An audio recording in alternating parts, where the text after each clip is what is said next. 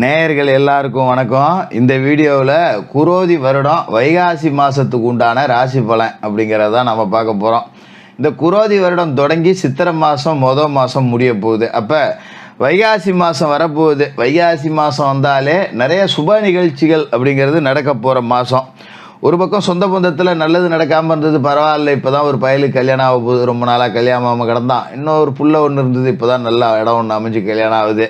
இந்த மாதிரி சந்தோஷம் ஒரு பக்கம் இருந்தாலும் இந்த வைகாசி மாதத்தை பொறுத்த வரைக்கும் வீடு ஃபுல்லாக பத்திரிக்கை வந்து குமிஞ்சு கிடக்கும். அங்கே மோதிரம் போடணுமே, இங்கே காசு கட்டணுமே, இங்கே இவ்வளோ மொய் வைக்கணுமே, அங்கே கிடா வெட்டு இருக்குது, காது குத்து இருக்குது, ஏகப்பட்ட செலவு இருக்கேன்னு காத்துக்கிட்டு உட்காந்துருப்பீங்க. அப்படிப்பட்ட வைகாசி மாதத்தில் சூரிய பகவான் காலசக்கரத்தோட 2வது வீடு தனஸ்தானமான ரிஷபராசியில் இருக்கார். செவ்வாய் மீனராசியில் இருந்துட்டு 18ஆம் தேதி அன்னைக்கு மேசராசிக்கு போகிறாரு. புதன் மேசராசியில் இருக்கார். 11ஆம் தேதி ரிஷபத்துக்கு போகிறாரு. 27ஆம் தேதி மிதுனத்துக்கு போகிறாரு. சுக்கிர பகவான் மேசம் 7ஆம் தேதி ரிஷபத்துக்கு, 31ஆம் தேதி மாத கடைசியில் மிதுனத்துக்கு.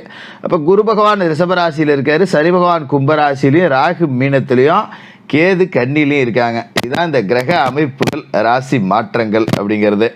இப்போ இந்த வருட கிரகங்களோட அமைப்பு, மாத கிரகங்களோட மாற்றம், சர்ப்ப கிரகங்களோட ஆதிக்கம், இது எல்லாத்தையுமே நாம் ரொம்ப துல்லியமாக பார்த்து உங்களோட ராசிக்கு வைகாசியில் என்ன நடக்க போகுது அப்படிங்கிறத சொல்கிறோம்.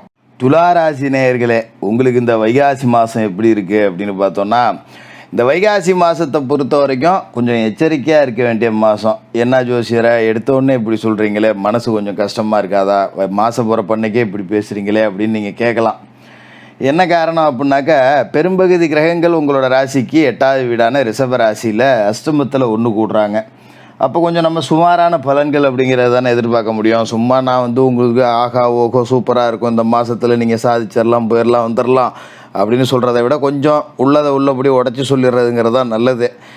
ஏன்னா ராசிநாதன் சுக்கிரன் வந்து சப்தமஸ்தானத்தில் மாத தொடக்கத்தில் இருக்கார், ராசியவும் பார்க்குறாரு. அப்போ ஒரு மாத தொடக்கத்தில் ஒரு புத்துணர்ச்சி இருக்கும். மாத தொடக்கத்தில் பார்த்திங்கன்னா புது முயற்சிகளில் வெற்றி கிடைக்கும். ஆனால் குரு பகவான் வந்து உங்களோட ராசிக்கு அஷ்டமத்தில் இருக்கார். என்ன தான் எண்ணெயை தடவிட்டு மண்ணில் புரண்டாலும் ஒற்றை மண்ணு தான் ஒட்டும்பாங்கள்ல, அதுமாரி என்ன தான் நாம் அலைஞ்சி திரிஞ்சாலும், புது முயற்சிகள் நிறையா எடுத்தாலும், 10 மணி நேரம் வேலையை 12 மணி நேரமாக பார்த்தாலும் சரி, நமக்கு கிடைக்கக்கூடிய 10 ரூபாயை தாண்டி 10 பைசா எதிர்பார்க்க முடியாது. அதனால் கூடுமான வரைக்கும் பயணங்கள், தேவையற்ற அலைச்சல்கள், புது முயற்சி, தொழில் ஒப்பந்தங்கள், தொலைதூர பயணங்கள், இது எல்லாத்தையும் தவிர்த்துக்கிறது அப்படிங்கிறது தான் நல்லது. நிறைய வேலை பார்த்திங்கன்னா அப்படியே தொட்டு நிற்கும், அரைகுறையாகவே நிற்கும். எந்த வேலையும் முழுசாக முடிஞ்ச பாடு இல்லையே, அதை தொட்டேன் அது அங்கே பாதியில் கிடக்கு, இதை தொட்டேன் இங்கே இது பாதியில் கிடக்கு அப்படிங்கிற மாதிரி இருக்கும். அதனால் சில பேர் பார்த்திங்கன்னா கூட்டு தொழிலேருந்து பிரிஞ்சு வந்துடலாமா, தனித்து ஏதாவது தொழில் செய்யலாமா அப்படின்னு கூட யோசிக்க தொடங்குவீங்க. அஷ்டமத்து குரு இருக்குது, அதை கொஞ்சம் நாம் பார்த்துக்கிறது நல்லது. இந்த நேரத்தில் நாம் வந்து கூட்டை விட்டு பிரிஞ்சுக்கிட்டு வருமான குறைவுக்காக நாம் கஷ்டப்பட்டுட்டு இருக்கக்கூடாது. நல்லதோ கெட்டதோ ஒரு கூட்டு சேர்ந்துட்டோம், இப்போ பிரிஞ்சிக்க வேண்டியதில்லை. கூட்டாளியோடு சேர்ந்து ஓட்டுவோம். இவ்வளோ நாள் கஷ்டப்பட்டோம், இன்னும் கொஞ்சம் நாளைக்கு கஷ்டப்பட்டோம்னா நல்லா இருக்கலாம் போ அப்படின்னு சொல்லி கொஞ்சம் அனுசரித்து ஓட்டிக்கிறது அப்படிங்கிறது தான் இந்த காலகட்டத்தை பொறுத்த வரைக்கும் நல்லது. ஏன்னா கூட்டாளி கொஞ்சம் நேரம் நல்லா இருந்து அவரால் 10 ரூபா வருமானம் கிடைக்கக்கூடிய வாய்ப்பு அப்படிங்கிறது இருக்குது இல்லையா. இப்போ நமக்கு குரு அஷ்டமத்தில் இருக்கார் அப்படிங்கும்போது கொஞ்சம் வருமான பற்றாக்குறை இருக்க தான் செய்யும். அதனால் அனுசரித்து ஓட்டிக்கிறது நல்லது. வைகாசி 7 ராசிக்கு அதிபதி ரிஷபராசிக்கு வராரு, அவரோட இன்னொரு வீட்டுக்கு வராரு. அது வந்து பார்த்திங்கன்னா உங்களுக்கு அஷ்டமாதிபதி அஷ்டமத்துக்கு வராரு. 8ஆம் இடத்துல அவர் வரக்கூடிய நேரத்தில் சுப விரய செலவுகள் அப்படிங்கிறது அதிகமாக இருக்கும்.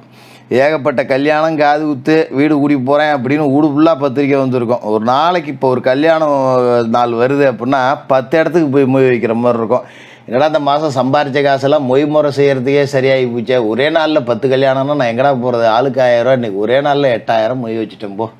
அதுமாதிரி சொந்த பந்தத்தில் மோதிரம் போடுறேன், காசு கட்டுறேன்னு இந்த நெருங்கின விசேஷங்கள் எல்லாமே ஒன்று கூடி வந்து அட போடா அப்படிங்கிற அளவுக்கு நம்மளை கடன் வாங்க விட்டுரும் 10 ரூபாய்க்கு. ஆனால் பெண்வெளி பிரச்சனைகள்ங்கிறது கொஞ்சம் மாறிடும். பெண்களால் ஏதாவது கடந்த காலகட்டத்தில் அவமானப்பட்டிருந்து, இல்லை பெண்கள் உங்கள் மேலே ஏதாவது ஒரு வழக்கு தொடுத்து, அது சகோதரியாக இருக்கலாம், தாயாக இருக்கலாம், இல்லை சொத்தில் சகோதரி பங்கு கேட்டு ஒரு கேஸு போட்டிருந்துருக்கலாம். இந்த மாதிரி பெண்வெளி பிரச்சனைகள் ஏதோ ஒரு ரூபத்தில் கடந்த காலகட்டத்தில் இருந்திருந்ததுன்னா அது இப்போ சரியாயிடும். அதே நேரத்தில் புது பொருள் ஏதாவது நம்ம வாங்குகிறோன்னா அதில் கவனமாக இருக்கணும். ஏன்னா ஏதாவது நம்ம ஆசைப்பட்டு ஒரு காஸ்ட்லியான ஒரு பொருள் வாங்கிட்டு வருவோம், வீட்டுக்கு வந்து 2 நாளில் ரிப்பேர் ஆகி போவோம். அதனால் கூடுமான வரைக்கும் ஒரு பொருள் வாங்குகிறேன் அப்படின்னாக்கா நல்ல கம்பெனி பொருளாக வாங்கிக்கிறது நல்லது. ஒரு கேரண்டி வாரண்டி எல்லாம் பர்ஃபெக்டாக பார்த்து வாங்கிக்கிறது தான் நல்லது. விலை 10 ரூபா கம்மியாக கிடைக்குதுன்னு எங்கேயாவது லோக்கலில் ஒரு பொருளை, பஜாரில் ஒரு பொருளை வாங்கிட்டு வந்துட்டு அது போயிடுச்சுன்னு அப்புறம் வருத்தப்பட்டுக்கிட்டு இருக்கக்கூடாது.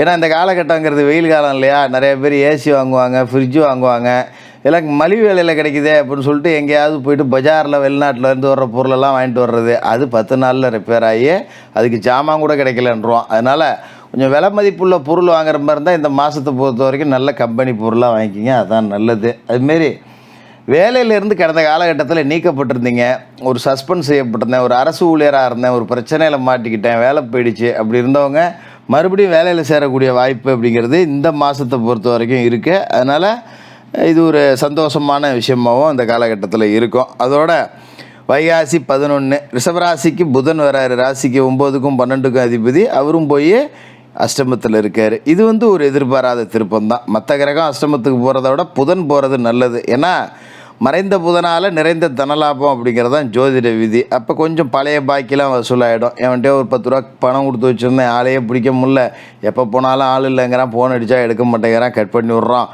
அப்படி கிடந்த பணம்லாம் இப்போ கொஞ்சம் வசூலாகிடும். அதுமாரி நிறைய அதிரடி திட்டங்கள் அப்படிங்கிறது தீட்டுவீங்க. ஒரு தொழில் சார்ந்த விஷயங்கள் இருக்குன்னா புது புது யுக்திகளை புகுத்தணும் அப்படின்னு நினைப்பீங்க. இருந்தாலும் குரு அட்டமத்தில் இருக்கும்போது முழு வெற்றியை கொடுக்கலனாலும் நம்ம முயற்சிக்கு ஏதோ 10 ரூபா இருந்துச்சுரா பரவாயில்ல போ அப்படிங்கிற மாதிரி காலத்தை ஓட்டி விடலாம். வைகாசி 18ஆம் தேதி வரைக்கும் செவ்வாய் உங்களோட ராசிக்கு 6வது வீட்டில் இருக்கார், பகை வீட்டில். 18ஆம் தேதி தான் அது மேசராசிக்கு போகிறார், 7வது வீட்டுக்கு. இப்போ 18ஆம் தேதி வரைக்கும் பூமி தொடர்பான விஷயங்களில் கவனமாக இருக்கணும். செவ்வாய் போய் பகை வீட்டில் உட்காந்துருக்காரு அப்படிங்கிறப்ப நம்ம கொஞ்சம் முன்கோவம் வரும். இந்த பூர்வீக சொத்தை பாகம் பிரிக்கிறது, அண்ணன் தம்பி உள்ள பங்கு போட்டுக்கிறது, இதெல்லாம் அந்த 18 தேதி வரைக்கும் எடுக்க வேண்டியதில்லை. தேவையில்லாத அடிதடி சண்டை சச்சரவு வரும். இது மாதிரி இடம் வாங்கணும், விற்கணும், இடைத்தகர வேலை பார்க்குறேன், இதெல்லாம் ஒரு 18 தேதி வரைக்கும் அடக்கி போடுங்க. 18ஆம் தேதிக்கு மேலே செவ்வாய் 6லேருந்து 7க்கு வரார்.